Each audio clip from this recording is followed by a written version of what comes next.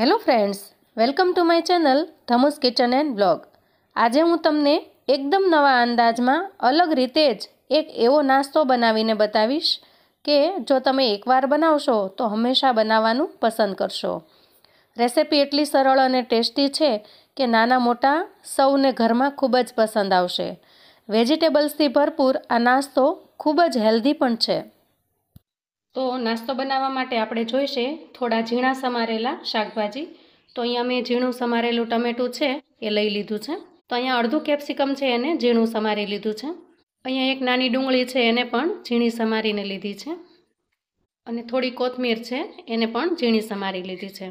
હવે આપણે આમાં એડ કરીશું સ્વાદ પ્રમાણે મીઠું, 1 ચમચી ચાટ મસાલો, અડધી ચમચી જેટલું લાલ મરચું પાવડર અને થોડા ઝીણા સમારેલા મરચાંના ટુકડા. હવે આ બધી જ વસ્તુને આપણે મિક્સ કરી દઈએ. તો અહીંયા આપણે બધી જ વસ્તુને સારી રીતે મિક્સ કરી લીધી છે. અહીંયા મેં 1 કપ જેટલો રવો લીધો છે અને એને આપણે મિક્સર જારની અંદર ટ્રાન્સફર કરી દઈશું.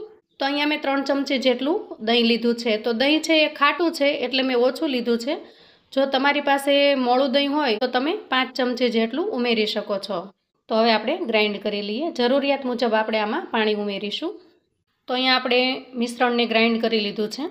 તો તમે જોઈ શકો છો કે આવી એકદમ સરસ કન્સિસ્ટન્સી છે એની છે. એકદમ ઢીલું પણ નથી અને સાવ કઠણ પણ નથી. એ રીતની કન્સિસ્ટન્સી આપણે રાખવાની છે.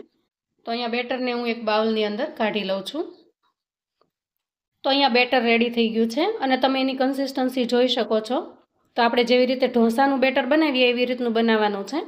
બહુ ઢીલું પણ નહીં અને કઠણ પણ નહીં. તો અહીંયા પાલકના 3 થી 4 મોટા પાંદડા લઈ લીધા છે અને એને મેં સરસ રીતે ધોઈને સાફ કરી લીધા છે. તો એને આપણે મિક્સર જારની અંદર નાખી દઈએ. અને હવે આપણે પાણી નથી નાખવાનું, કશું જ નાખ્યા વગર આપણે આમનામ જ આ જે પાલક છે એને આપણે ગ્રાઇન્ડ કરી લઈએ. તો અહીંયા આપણે પાલક છે એને ગ્રાઇન્ડ કરી લીધી છે. તમે જુઓ એકદમ સ્મૂથ પેસ્ટ ટાઈપનું બની ગયું છે. આપણે આ બધી જ પેસ્ટ છે એને કાઢી લઈએ. તો અહીંયા આપણે પાલકની એકદમ સ્મૂથ પેસ્ટ છે એ બનાવી લીધી છે. તો આના અંદર આપણે કશું ઉમેરવાનું નથી, આમનામ જ રાખવાની છે. તો અહીંયા બેટરની કન્સિસ્ટન્સી છે એ થોડી થીક લાગે તો તમે એમાં પાણી ઉમેરી શકો છો. બાકી બરાબર હોય તો પાણી ઉમેરવાની જરૂર નથી. તો અહીંયા આપણા બેટરની કન્સિસ્ટન્સી એકદમ બરાબર છે. હવે આપણે એમાં 1 નાની ચમચી જેટલો ઈનો ઉમેરીશું. તમે અહીંયા ખાવાનો જે મીઠો સોડા આવે છે એ પણ ઉમેરી શકો છો. અને સ્વાદ પ્રમાણે આપણે અહીંયા મીઠું એડ કરીશું. બીજી કોઈ પણ વસ્તુ મિત્રો આમાં મેળવવાની તમારે જરૂર નહીં પડે અને એકદમ ઓછી વસ્તુથી તમે એકદમ સરસ નાસ્તો બનાવીને તૈયાર કરી શકશો.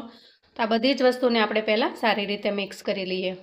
મિત્રો આ નાસ્તો બાળકોને તો એટલો ભાવશે કે તમે જો એક વખત બનાવીને આપશો તો પછી કાયમ આ નાસ્તો તમારા પાસે એ માંગશે. તો મિત્રો આપણે પાલકની એકદમ સ્મૂથ પેસ્ટ બનાવીને રાખી છે. એના અંદર આપણે આ જે ડો તૈયાર કર્યો છે એમાંથી 2 ચમચા ભરીને એડ કરી દઈશું અને પછી મિક્સ કરી લેશું. જો તમને બેટર પાતળું લાગે તો તમે થોડું વધારે ઉમેરી શકો છો. તો મિત્રો આ નાસ્તો છે એ ટેસ્ટીની સાથે હેલ્ધી પણ છે. બાળકોને ખબર પણ નહીં પડે કે તમે એને પાલક ખવડાવી છે. અને પાલક તો કેટલી બધી ગુણકારી છે એ તમને બધાને ખ્યાલ જ છે. તો આ રીતે બાળકોને તમે જો પાલક ન ખાતા હોય તો પાલક પણ ખવડાવી શકો છો. તો અહીંયા આપણું બેટર બનીને તૈયાર થઈ ગયું છે. અહીંયા ગેસ ઓન કરી અને મેં નોનસ્ટિક મૂકી દીધું છે. હવે નોનસ્ટિક સહેજ ગરમ થાય એટલે આપણે એમાં 1 ચમચા જેટલું બેટર છે એને નાખી દઈશું. તો આને બહુ પાતળું નહીં બનાવીએ, થોડું જાડું જ રહેવા દઈશું. અને પછી એના ઉપર જે આપણે મસાલો બનાવ્યો છે એને આવી રીતે સ્પ્રિંકલ કરી દઈશું. પછી તાવેથાની મદદથી એ મસાલો છે એને થોડો આવી રીતે બેસાડી દઈશું. હવે અહીંયા તમને ઘી કે બટર જે ફાવે એ તમે નાખી શકો છો.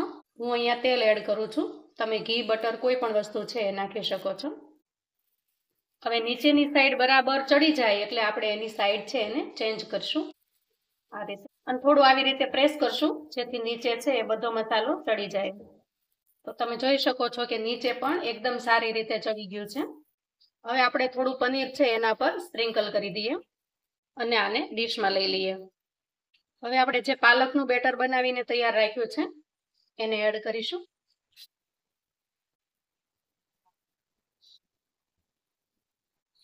અને મસાલો છે એને સ્પ્રિંકલ કરી દઈએ.